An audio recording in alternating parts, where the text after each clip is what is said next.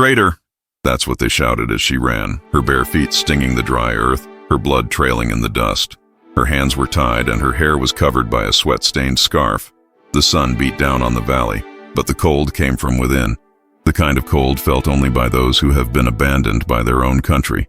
On a hill, a sign hanging from a wooden beam creaked in the wind. Wanted dead or alive. Treason to the Empire. Her face was there, eyes deep, expression firm. Behind every closed window, whispers and fear. She wasn't just a fugitive. She was a symbol, and the symbol needed to disappear. But on that silent afternoon, something changed. Just when all seemed lost, a piano note echoed in the distance, cutting through the tension in the air like a call. And it was in that sound that she decided to risk her last thread of hope. The city seemed frozen in time. The uneven cobblestone streets were covered in a thin layer of reddish dust, blown in from the surrounding desert. The houses were made of dark stone, with small windows and reinforced doors, as if each home were waiting for a silent war. Sunlight streamed through the cracks in the shuttered windows, drawing golden streaks on ancient rugs and tired faces. Outside, Imperial soldiers patrolled in pairs, marching in dark leather armor, spears slung over their backs, and their eyes ever watchful. They carried lists of names, hand-drawn faces, and orders to act without question. Anyone who aided a traitor would be treated as such. The music of the elite was what still gave color to that gray world. In the heart of the city stood an old house with tall columns, its stained glass windows cracked by past wars. There lived Emile, a pianist famous for playing for nobles and the dead. Every evening, he would open the windows of his salon and let the sound of his piano drift through the streets like a forbidden perfume. No one dared interrupt him. They said he was protected by ministers and that the Empress herself had visited him in secret. That night, however, the keys told a different story. The melody was slow, melancholic, like a farewell. Between each note, there was something else. A request, a sign. The fugitive, whom everyone called simply her, listened from afar, hidden beneath the abandoned altar of an old chapel, now burned down. Her clothes were torn, her feet dirty, and her face covered in dust and tears. But she still breathed, still listened, still had a purpose. The injustice that condemned her didn't come from a real crime. It came from a secret, a document she'd accidentally seen, a truth buried beneath layers of power, corruption, and fear. That's why she was now hunted. As the soldiers went from door to door, terrorizing families and burning books, the piano played louder, and she understood. It wasn't just music, it was an invitation, or maybe a warning. Emile was known as a man of few words and many mysteries. Tall, he always dressed in black linen, worn leather gloves, and wore a silver pendant necklace, a symbol of the royal house, but worn backward. His eyes, an almost grayish green, silently observed everything. In the city, it was said he spoke more to the piano than to people, but those who paid attention noticed. Each piece carried an intention, a warning, a memory, or a promise. That night he wasn't expecting anyone, but when he heard the light knock on the back door, 3 quick knocks, a space, and 2 soft knocks, he knew. It was her. He opened the door slowly, his eyes meeting hers for the first time. They were tired, bruised, but there was a firmness in them that made him hesitate for a moment. She said nothing. She simply lifted the scarf covering part of her face and revealed the thin scar that ran from her eyebrow to the top of her cheek. It was her, the woman from the posters, the traitor, the one he'd been waiting for. "Do you know the risk?" he murmured hoarsely. "I know, and I know you're the only one who still hears. More than sounds," he replied firmly, even with his lips cracked. He ushered her in.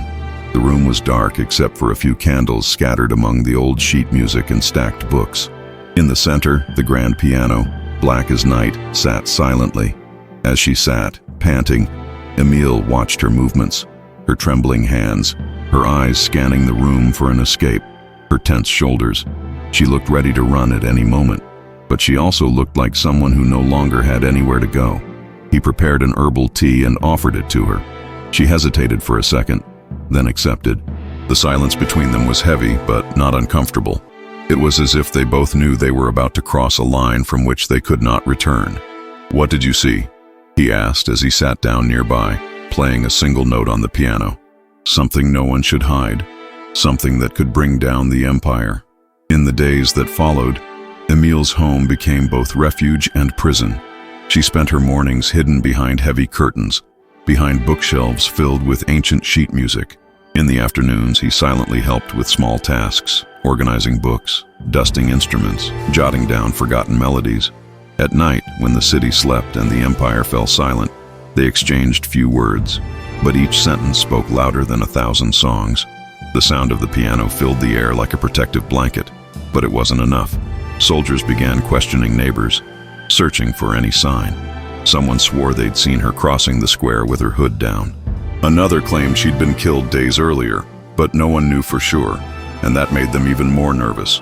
One morning, Emile was returning from the market with dried fruit and stale bread when he noticed the front door had been marked with red paint, a symbol.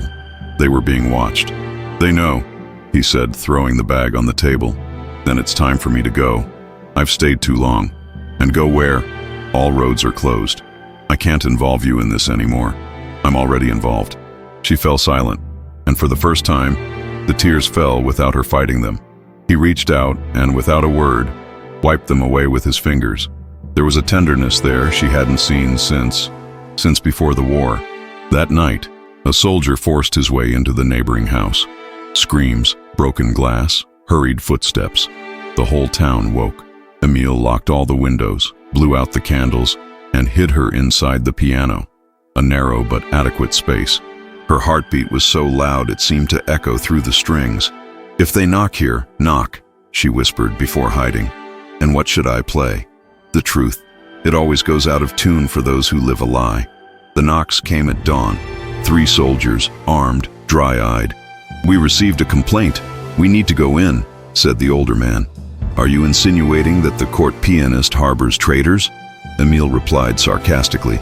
"I'm saying that lately, your music has been bothering the palace." As the men searched the hall, Emile sat down at the piano and began to play. It wasn't just any melody. It was the forbidden music, used years ago in silent protests. A song that spoke of pain, loss, and hope. The soldiers looked at him with disdain, but left the house without finding anything. When the sound stopped, she slowly emerged from the piano, her eyes filled with tears. "Did you play for me?" "I played for all who can no longer speak." But the dangers didn't stop there. Days later, Emile found an envelope pinned to his door. Inside was a note with just one sentence: "We know who she is, and now we also know who you have become." She wanted to run away again, but he wouldn't let her. "What if the truth comes out?" she asked. "Then reveal it, but not at the cost of your life." "What if we die for this?" "Then we will die standing up." In the growing darkness of the empire, 2 souls found shelter in each other. And even with fear lurking, the melody of courage was beginning to swell. And with it, something more dangerous than any traitor. The tension had become permanent. The city was too quiet. The glances, once discreet, now weighed like stones. Patrols doubled. An unannounced curfew took over the nights, and anyone who dared cross the square after sunset disappeared. That night, the sky was heavy, covered in dark clouds. Distant thunder made the windows rattle. Emile knew something was about to happen. He found an old piece of sheet music on his piano. He didn't remember leaving it there. The notes were stained red, a message, a veiled threat. "They're coming today, aren't they?" she asked, leaning against the doorframe, her gaze fixed on his hands. "Yes, and this time, they won't knock. They'll break in." She approached slowly and placed an envelope in his hands. Inside was the document that had condemned his life, a handwritten letter bearing the imperial seal, revealing the embezzlement of funds, the concealed famine, the crimes of the very council that pretended to protect the people. That's enough to bring everything down. It's also enough to kill anyone who tries to show it. Then let it be now. Let the truth die screaming. He looked at her, and for the first time he saw more than pain or fear. He saw conviction. He saw the same fire that guided his hands on the piano, only in her eyes. And he knew he couldn't protect her by hiding. The house was surrounded at dusk, but Emile didn't wait. He opened all the windows. He lit all the candles. He dressed in his concert attire, the one he only wore at state funerals. He sat down at the piano. She stood beside him, holding the envelope. The soldiers broke down the door. The wood creaked like an ancient lament. They stormed in, swords drawn. But they froze when they saw what lay before them. Emile started playing, and she started singing. A forgotten song, written by prisoners of the Empire, echoed through the walls. The melody told stories of abuse, of silent executions, of lies dressed in glory. It was forbidden, erased from the books, but lived on in the memories of those who had lost everything. "Stop it," the commander shouted, pointing the blade at her. "If you want to silence me, you'll have to kill the truth in front of witnesses," she said, holding out the envelope. "No one will believe you, but they will listen." The piano notes rose, filling the air with pain and courage, and the soldiers, confused, hesitated. One dropped his sword, another retreated. Emile didn't stop. She didn't stop. The commander advanced, but a crowd was beginning to gather outside. The melody had reached the windows, the streets, the walls. People were leaving their homes, silently, drawn by something stronger than fear. "This is treason," shouted the commander. "No, that's memory," she replied. And when the commander raised his sword, he was the one who was restrained by the people's own hands. The empire still existed, but that night, something broke, and a new story began to be written. With blood, musical notes, and resistance, the hall fell silent. The piano's final notes still vibrated on the strings, a distant echo of the courage that had taken shape within. Candle smoke mingled with the dense air, thick with tension, sweat, and unshed tears. The commander was taken, not by official order, but by the very people the empire had ignored for years. It was the first time in decades that the people had moved as one, not through violence, but through truth. She stood motionless, the envelope clutched to her chest. What was inside was no longer just paper. It was voice. It was evidence. It was justice. Emile stood up slowly, his gaze still fixed on the keyboard. His hands trembled, not from fear, but from relief. For the first time in a long time, he felt his music had done more than move. It had saved.